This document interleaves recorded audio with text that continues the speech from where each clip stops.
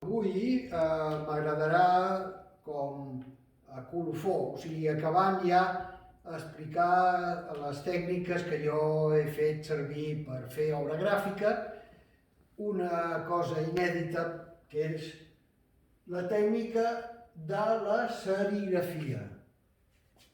La serigrafia consisteix en unes pantalles que van sumant diferents pantalles, diferents colors, i que abans de passar-ho a les pantalles de seda, el que es fa, el que jo feia, era dibuixava amb tinta opaca, en paper vegetal, cada color. Aquí, per exemple, hi ha el blau clar, el beix del fondo, el rosa, i el que dibuixa, com en moltes obres meves, és el roig de Venècia. Aquí també és la mateixa tècnica,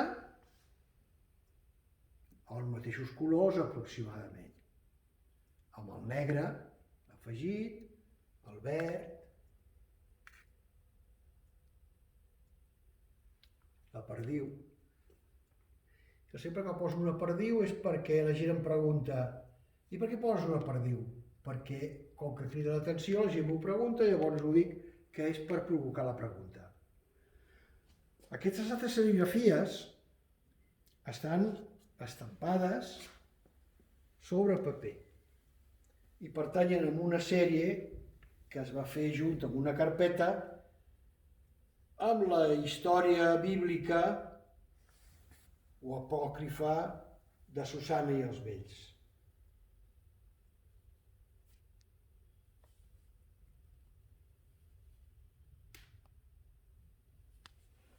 Aquestes altres serigrafies, com aquesta, aquí vaig intentar aconseguir un color que no fos tan opac com sempre és el color de la serigrafia i que a base de transparències i de posar-hi dues pantalles, dues vegades el vermell, buscar una mica el fons aquest vermell pompeià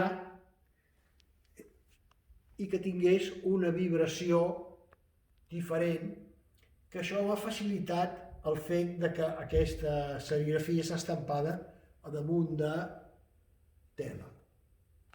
El collage és una,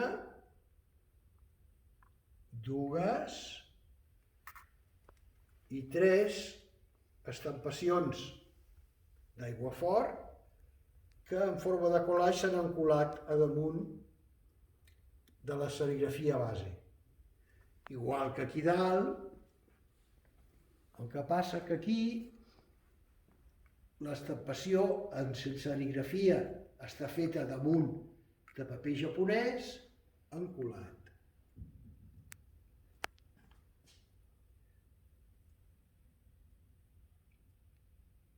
Bé, és una tècnica que jo he fet poques vegades perquè hi ha pocs tallers on jo pugui treballar aquesta tècnica.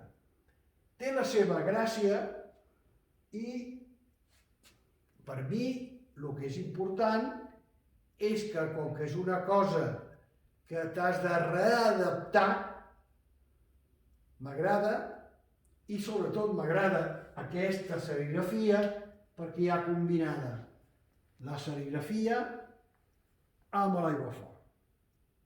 Bé, aquesta vegada ja serà l'última vegada que us parlaré d'obra gràfica, però tot i així, a la propera setmana farem un vídeo interessant perquè així continuareu amb les subscripcions que ja passen de les 90 persones.